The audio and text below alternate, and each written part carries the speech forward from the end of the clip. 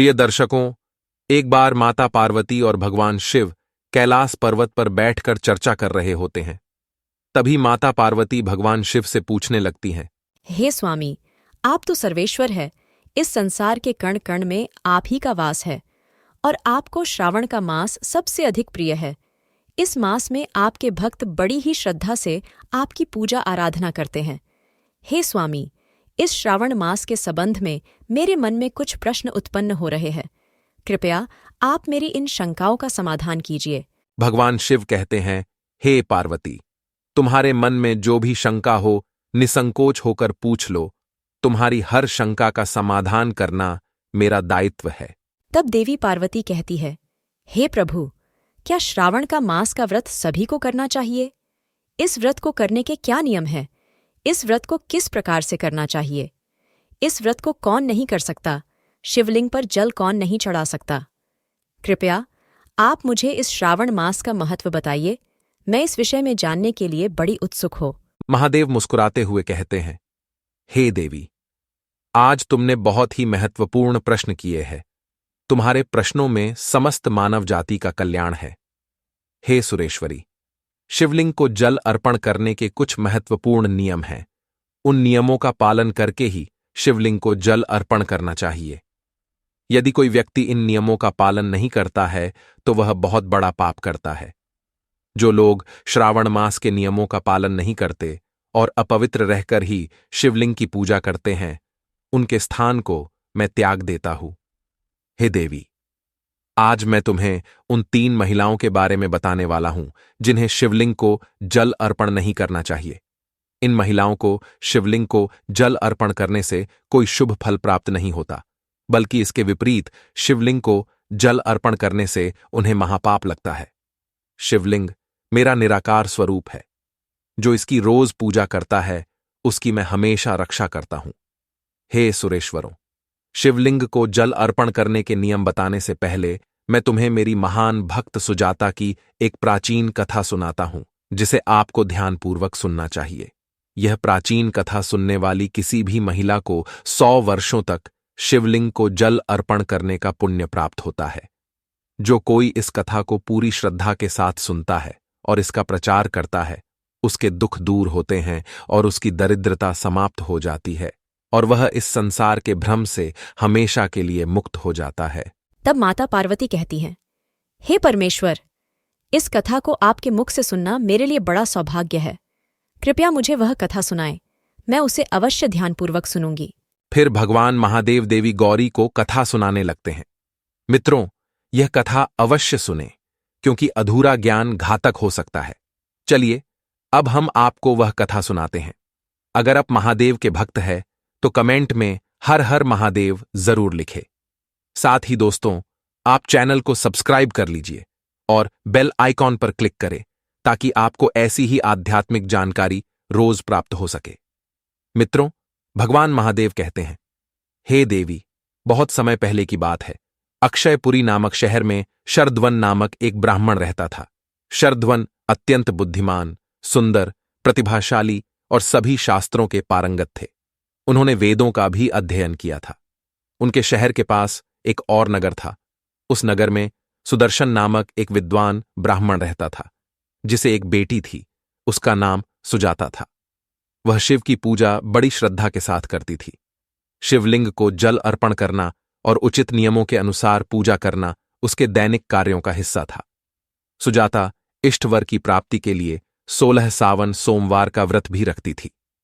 उसके पिता सुदर्शन ने अपनी बेटी को बड़े प्रेम से पाला था।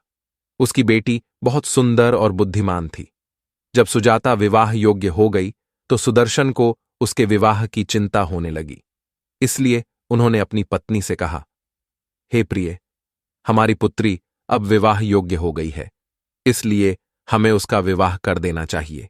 तब उनकी पत्नी कहती है, हे स्वामी, मेरी दृष्टि में मेरे भाई के शहर अक्षयपुरी में रहने वाले एक विद्वान ब्राह्मण है जिनका नाम शरध्वन है। मैं कहती हूँ कि हमारी बेटी का विवाह उन्हीं उत्तम ब्राह्मण से होना चाहिए। उनसे विवाह करके हमारी बेटी सुखी जीवन व्यतीत करेगी। तब सुदर्शन कहते हैं, प्रिय, तुम सही कह रही हो। मैंने भी शरध्वन के बारे में बहुत सुना है हम अपनी बेटी का विवाह उन्हीं से करेंगे। मैं कल ही उनकी ओर जाकर अपनी बेटी के विवाह का प्रस्ताव रखूंगा। इसके बाद सुदर्शन अपनी बेटी के विवाह का प्रस्ताव लेकर शरध्वन के घर जाते हैं। शरध्वन उस समय अपने माता पिता की सेवा कर रहे होते हैं। जब सुदर्शन शरध्वन को अपने माता पिता की सेवा करते हुए देखते हैं तो उन्हें बहुत प्रसन्नता होती है और आनंदित होकर सोचते हैं, वाह, यह ब्राह्मण पुत्र कितना श्रेष्ठ है जो अपने माता पिता की सेवा आनंदपूर्वक कर रहा है। शरध्वन जब सुदर्शन को दरवाजे पर खड़ा देखते हैं तो उनका स्वागत करते हैं और कहते हैं, हे विप्रवर, आइए, आपका स्वागत है। मुझे बताएं कि मैं आपकी कैसे मदद कर सकता हूं। शरध्वन का आदर सत्कार देखकर सुदर्शन को बहुत खुशी होती है। शरध्वन का घर अत्यंत पवित्र और शुद्ध प्रतीत होता है। उनके घर में शिवलिंग की स्थापना पूर्ण विधिपूर्वक की गई है और वे रोज उसकी पूजा करते हैं। इस कारणवश सुदर्शन को विश्वास हो जाता है कि शरध्वन उनकी बेटी के लिए सबसे उत्तम वर है। तब सुदर्शन शरध्वन से कहते हैं, हे विप्रवर, आज मैं आपके पास अपनी बेटी के विवाह का प्रस्ताव लेकर आया हूं। मुझे अपनी बेटी के लिए आपके समान उत्तम वर कहीं नहीं मिल सकता। यह सुनकर शरध्वन के माता पिता भी खुश हो जाते हैं और शरध्वन को विवाह के लिए तैयार कर लेते हैं। फिर शरध्वन भी विवाह के लिए राजी हो जाते हैं। फिर विवाह का समय निर्धारित किया जाता है और शरध्वन और सुजाता का विवाह एक पवित्र स्थान पर संपन्न होता है। सुजाता का सुंदर और मनमोहक रूप देखकर शरध्वन भी बहुत प्रसन्न होते हैं। सुजाता एक अत्यंत सुंदर, सद्गुणी और चारित्र्यवान स्त्री थी।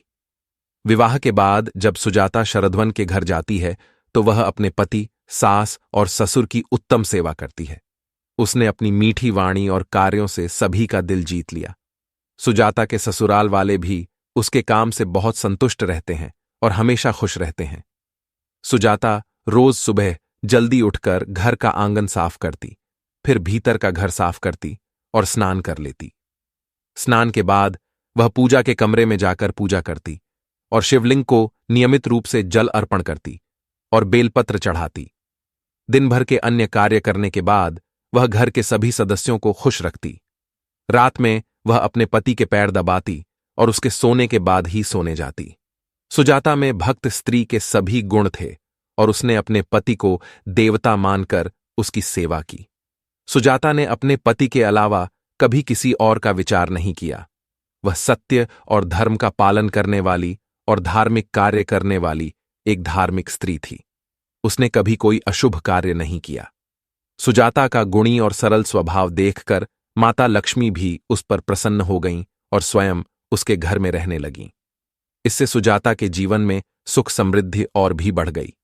मित्रों, भगवान महादेव कहते हैं, हे देवी गौरी, संपत्ति की देवी लक्ष्मी केवल उन्हीं स्त्रियों पर अपना आशीर्वाद बनाए रखती हैं जो अपने पति के प्रति निष्ठावान होती हैं और सच्चे धर्म का पालन करती हैं। एक महान भक्त स्त्री में जो गुण होने चाहिए वे सभी सुजाता में थे। लेकिन आगे चलकर मैं तुम्हें बताऊंगा कि सुजाता की एक गलती के कारण उसका पूरा परिवार दुख के बादलों में घिर गया और उसके जीवन में केवल संकट, अशांति और दुख आने लगे।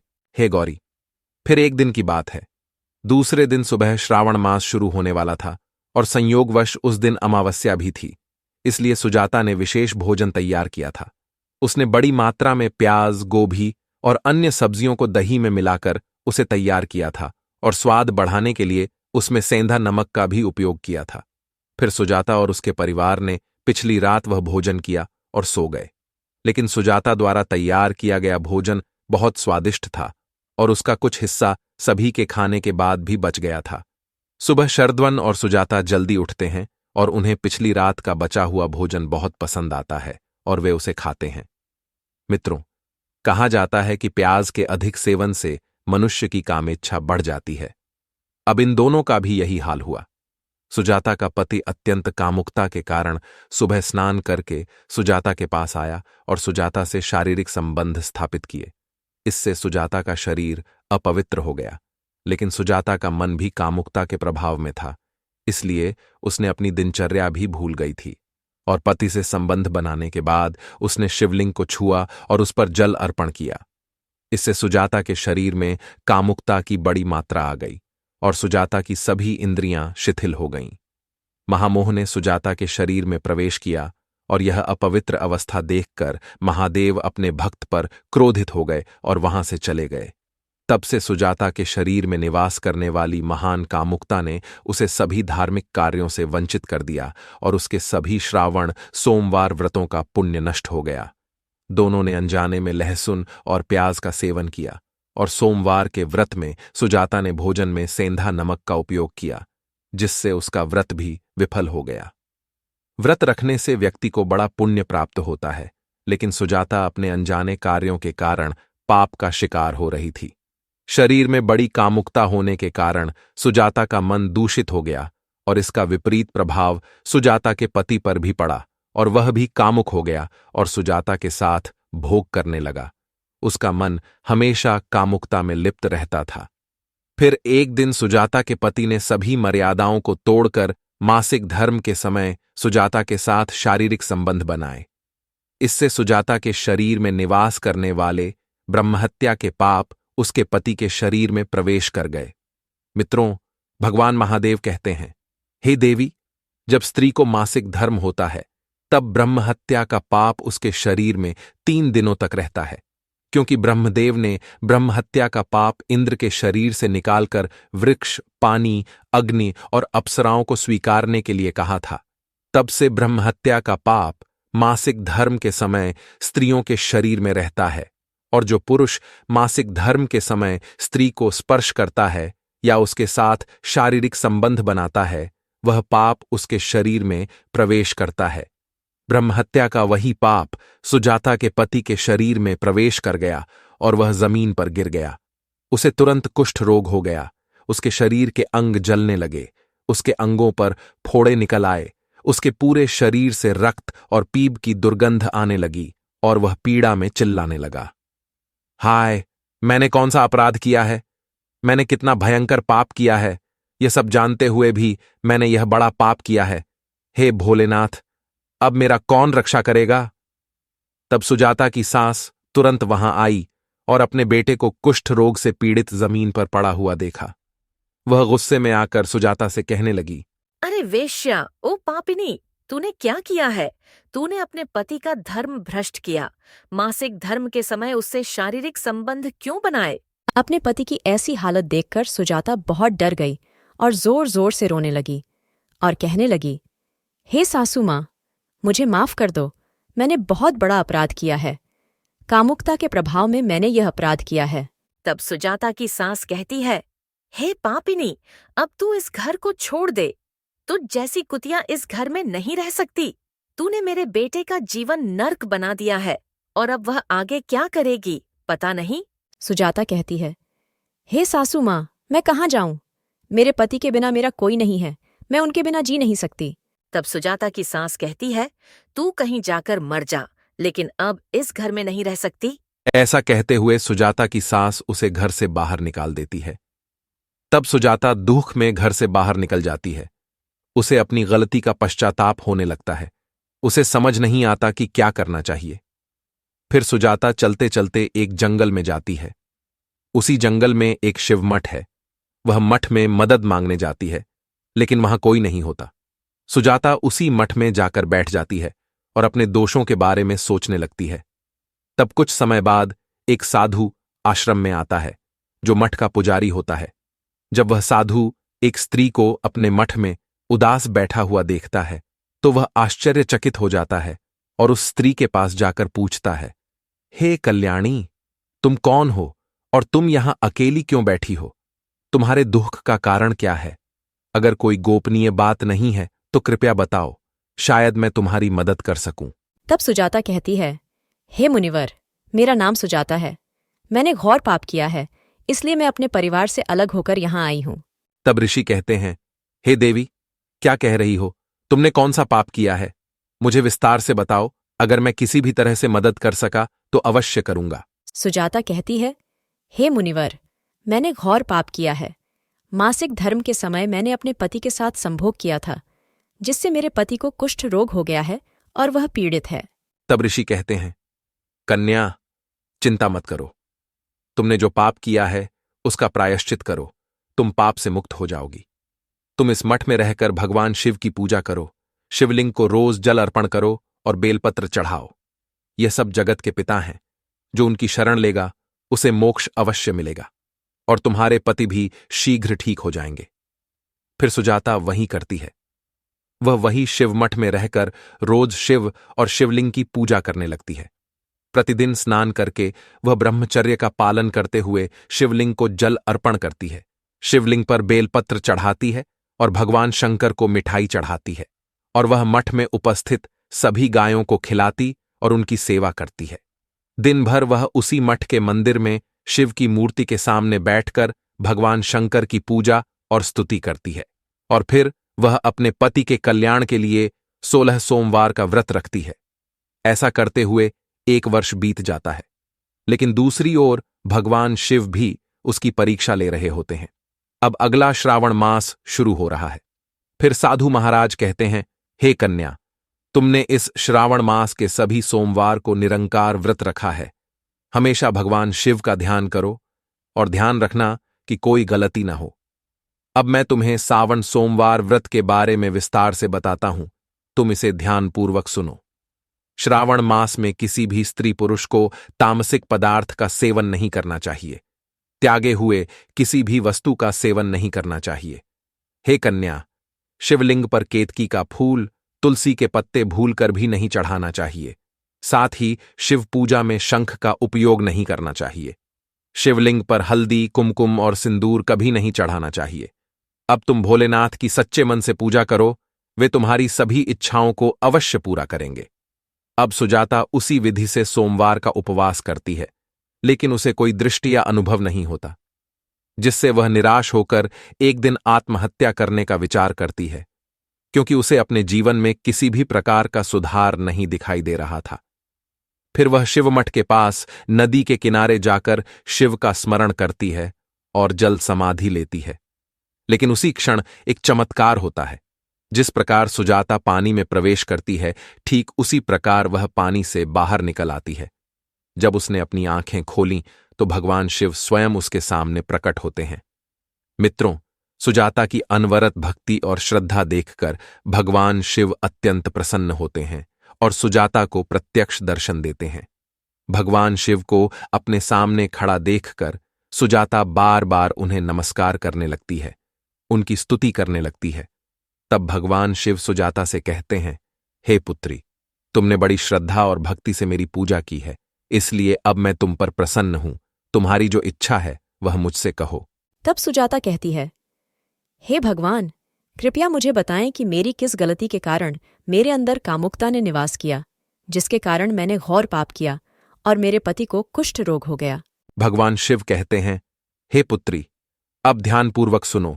अनजाने में तुमने पाप किया था, जिससे तुम्हारे अंदर बड़ी कामुकता ने प्रवेश किया था। सावन मास में एक दिन तामसिक पदार्थ का सेवन करके अपने पति से संभोग करने के बाद तुमने स्नान किए बिना शिवलिंग को छुआ और जल अर्पण किया। जब पति पत्नी संभोग करते हैं तो उनके शरीर अपवित्र हो जाते हैं, और ऐसी स्थिति में शिवलिंग को कभी स्पर्श नहीं करना चाहिए। शिवलिंग मेरा पूर्ण अवतार है। तुमने अपवित्र अवस्था में शिवलिंग को जल अर्पण किया था, जिससे मैंने तुम्हारे घर का त्याग कर दिया, और फिर महान कामुकता ने तुम में प्रवेश किया। उसी महान कामुकता के कारण तुम और तुम्हारे पति में कामुकता का प्रभाव अधिक बढ़ गया, और मासिक धर्म के समय स्त्री से संभोग करने के कारण तुम्हारे पति को कुष्ठ रोग हो गया। तब सुजाता कहती है, हे परमेश्वर, मैंने अनजाने में यह बड़ा पाप किया था। अब इस पाप का प्रायश्चित क्या है? भगवान शिव कहते हैं, हे सुजाता, 1 वर्ष ब्रह्मचर्य व्रत का पालन करके तुमने इस पाप का प्रायश्चित कर लिया है। साथ ही 16 सोमवार का निरंकार व्रत भी रखा है, इसलिए अब तुम पापों से मुक्त हो। सुजाता कहती है, हे परमेश्वर, कृपया मुझे बताएं किन परिस्थितियों में शिवलिंग को जल अर्पण नहीं करना चाहिए और शिवलिंग को जल अर्पण करने के क्या नियम हैं? तब भगवान शिव कहते हैं, हे पुत्री, अब मैं तुम्हें शिवलिंग को जल अर्पण करने के नियम बताता हूं, तुम उन्हें ध्यानपूर्वक सुनो। हे पुत्री, शिवलिंग अत्यंत पवित्र है, यह मुझे सबसे प्रिय है, इसलिए इसकी पवित्रता और पावित्र्य को बनाए रखना चाहिए। अपवित्र अवस्था में शिवलिंग को कभी स्पर्श नहीं करना चाहिए। मासिक धर्म के समय स्त्री को शिवलिंग को जल अर्पण नहीं करना चाहिए। संभोग के बाद किसी भी स्त्री पुरुष को शिवलिंग को स्पर्श नहीं करना चाहिए और जल अर्पण नहीं करना चाहिए। जब स्त्री पुरुष संभोग करते हैं तो उनके शरीर अपवित्र हो जाते हैं। ऐसी स्थिति में शिवलिंग को स्पर्श करने से दोष लगता है, यह महापाप है। हे पुत्री, जो स्त्री अपने पति को छोड़कर किसी अन्य पुरुष के साथ विवाह के बाद रह रही है, उसे शिवलिंग को जल अर्पण नहीं करना चाहिए। शिवलिंग की पूजा करने का अधिकार वेश्या या कई पुरुषों से संबंध रखने वाली स्त्री को नहीं है। हे सुजाता, अब मैंने तुम्हें शिवलिंग को जल अर्पण करने संबंधी महत्वपूर्ण नियम बता दिए हैं, इन्हें ध्यान में रखो। तब सुजाता कहती है, हे भगवान, मेरे पति कुष्ठ रोग से पीड़ित हैं, कृपया मेरे पति को इस रोग से मुक्त करें। तब भगवान शिव कहते हैं, हे सुजाता, तुमने 1 वर्ष तक इस शिवलिंग की पूजा की है और रोज बेलपत्र चढ़ाए हैं। मुझे वृक्षों में बेलपत्र सबसे अधिक प्रिय हैं। तुमने शिवलिंग पर चढ़ाए हुए बेलपत्र का उपयोग किया है। तुम उनके पत्ते लेकर अपने पति को खिला देना, वह रोग और पापों से मुक्त हो जाएगा। ऐसा कहते हुए भगवान शिव अंतर्धान हो जाते हैं। यह सुनकर सुजाता को बहुत आनंद होता है और बार बार नमस्कार कर भगवान शंकर का धन्यवाद करती है। फिर सुजाता शिवलिंग पर चढ़ाए गए बेलपत्र के कुछ पत्ते उठाती है, घर जाती है और अपने कुष्ठ रोगी पति को खिला देती है। शिवलिंग का पत्ता खाते ही उसका पति तुरंत स्वस्थ हो जाता है और सुजाता को गले लगाता है। जब सुजाता की सास को भी यह चमत्कार दिखाई देता है तो उन्हें बहुत आनंद होता है और फिर वे सभी आनंदपूर्वक रहने लगते हैं। मित्रों, भगवान शिव कहते हैं, हे देवी गौरी, इसलिए ऐसी परिस्थितियों में महिलाओं को शिवलिंग को जल अर्पण नहीं करना चाहिए और शिवलिंग को स्पर्श नहीं करना चाहिए, अन्यथा उसके अशुभ परिणाम भुगतने पड़ते हैं, जैसे सुजाता के मामले में हुआ था। प्रिय दर्शकों, अब हम शिवलिंग से संबंधित कुछ महत्वपूर्ण नियमों को जानेंगे। क्या आप जानते हैं, भगवान शिव की पूजा में इन 3 चीजों का उपयोग वर्जित है। पुण्य के बजाय पाप मिलेगा। चलिए जानते हैं वे कौन सी 3 चीजें हैं। सबसे पहले, तुलसी के पत्ते। हाँ मित्रों, तुलसी माता लक्ष्मी का रूप है और माता लक्ष्मी भगवान श्री हरि विष्णु जी की पत्नी है। इसीलिए शिवलिंग पर कभी भी तुलसी के पत्ते नहीं चढ़ाने चाहिए। दूसरी है शंख।